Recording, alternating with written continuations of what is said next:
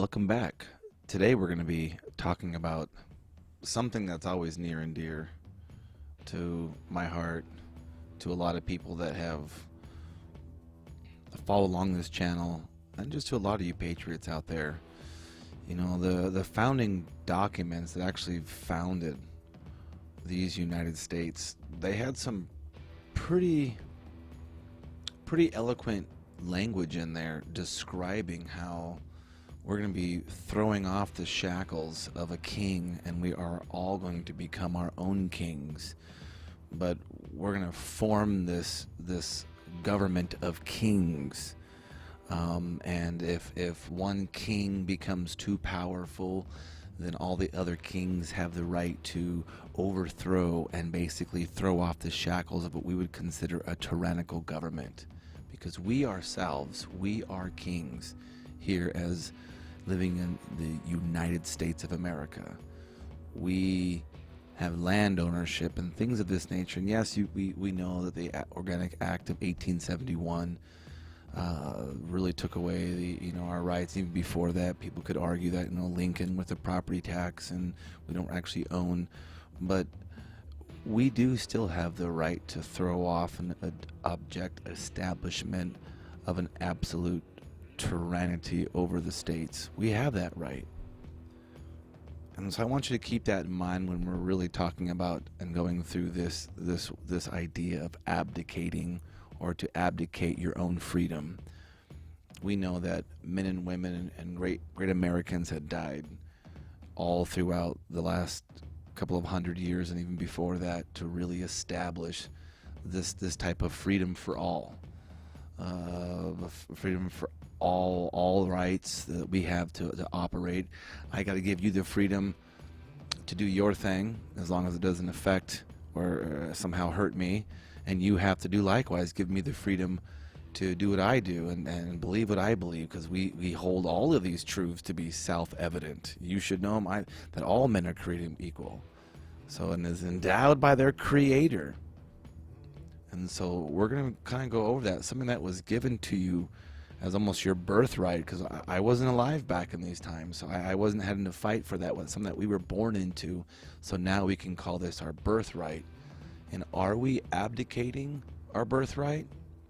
Well, let's give in the dictionary.com. What does even the word abdicate mean, or abdicating, or what? Let's use it without an object. Use with an object. Let's use it without an object with the verb. So it's abdicate or abdicating. To renounce or relinquish a throne, right, power, claim, responsibility, or the like, especially in a formal manner. The aging founder of the firm decided to abdicate, decided to step down. He decided to not really go on anymore and freely give up his responsibilities. And then, of course, with your, to abdicated, to abdicating, to give up or renounce authorities, duties, and office, some official capacity, special in a voluntary, public, or formal manner.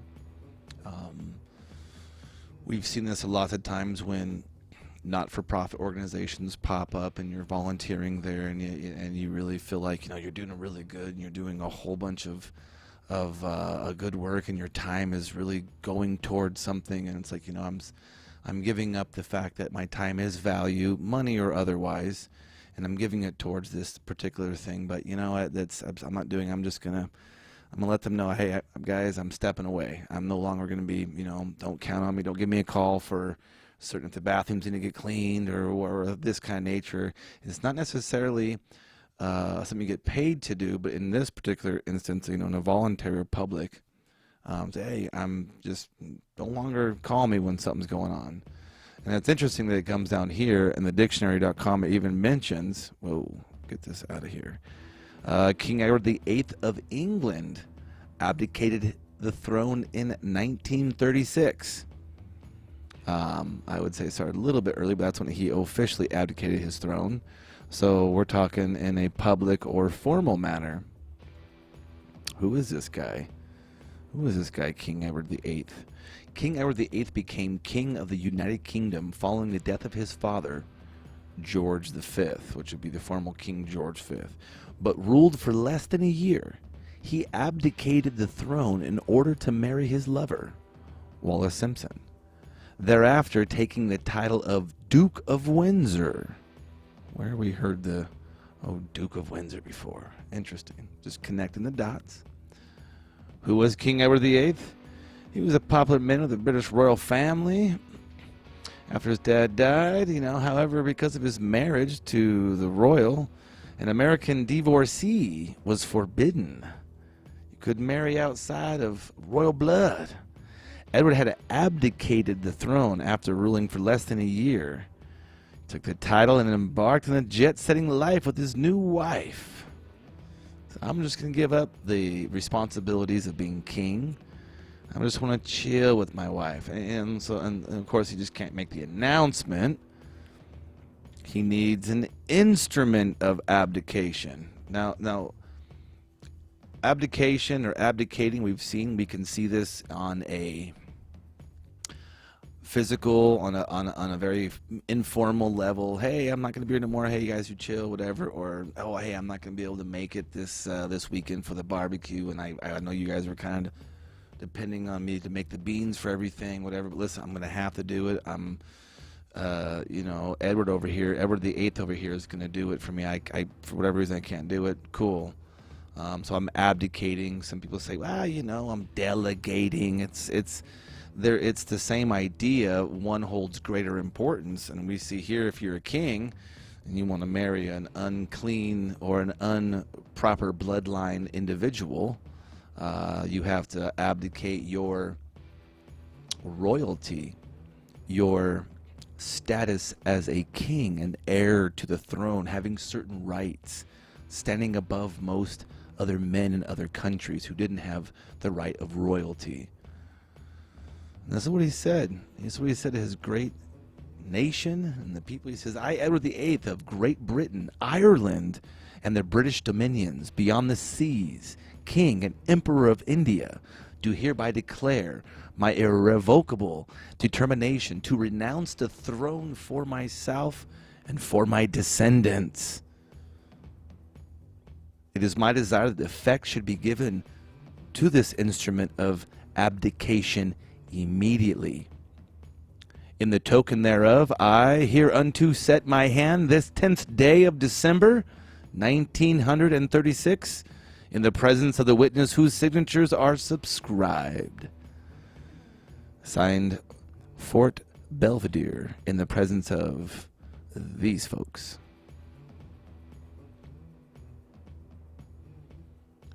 So because he chose his own personal wants and desires, he gave an irrevocable determination to renounce, to abdicate the throne for himself and for his descendants, people, for his children, his children's of children, his children, and for the hundreds and thousands of years to come, whatever they are, their bloodline. This is big stuff. This wasn't just, I want to have a mistress, I want to do my own thing.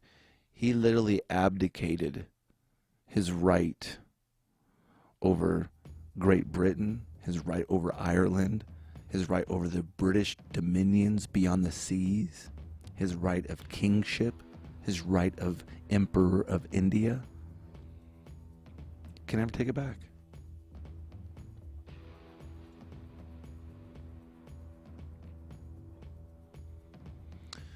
Going to the archives.gov, we're seeing the founding documents. Love the National Archives. It's a great place, great research. Anything you want here, National Archives. If it's out there, get on there.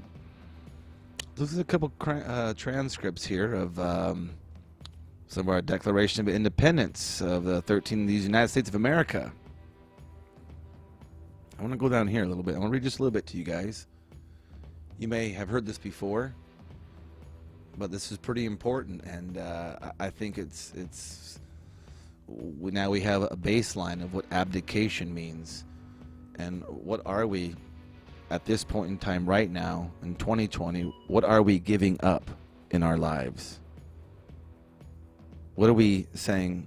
I'm okay with that. Sure, I'll do that. We hold these truths to be self-evident, that all men are created equal, that they are endowed by their Creator with certain unalienable rights, that among these are life, liberty, and the pursuit of happiness, that to secure these rights, governments are instituted among men, deriving their powers from the consent of the governed, that whenever any form of government becomes destructive of these ends, it is the right of the people to alter or to abolish it, and to institute new government, laying its foundation in such principles and organizing its powers in such form as to them shall seem most likely to affect their safety and happiness. Produce indeed will dictate the governments long established should not be changed for light and transient causes. Accordingly, all experience hath showeth that mankind more disposed to suffer, while evils are sufferable, than the right themselves by abolishing the forms to which they are accustomed. But when a long train of abuses and usurpations, pursuing invariably the same object, in vices a design to reduce them under absolute despotism, it is their right, it is their duty to throw off such government and provide new guards for their future security, such as has been patient suffering of these colonies, in such how it is necessary that we constrain them to alter their former systems of government. The history, the present King of Great Britain is a historical, repeated injuries and usurpations, all having in direct object of the establishment of an absolute tyranny over these states. To prove this, let facts be submitted to a candid world. He has refused his assent to laws and most wholesome and necessary for the public good. And we know this to be true. We made it. We shouted it from the rooftop to the world that we are going to become. We are the kings. We're the ones who say we have rights that you cannot take away.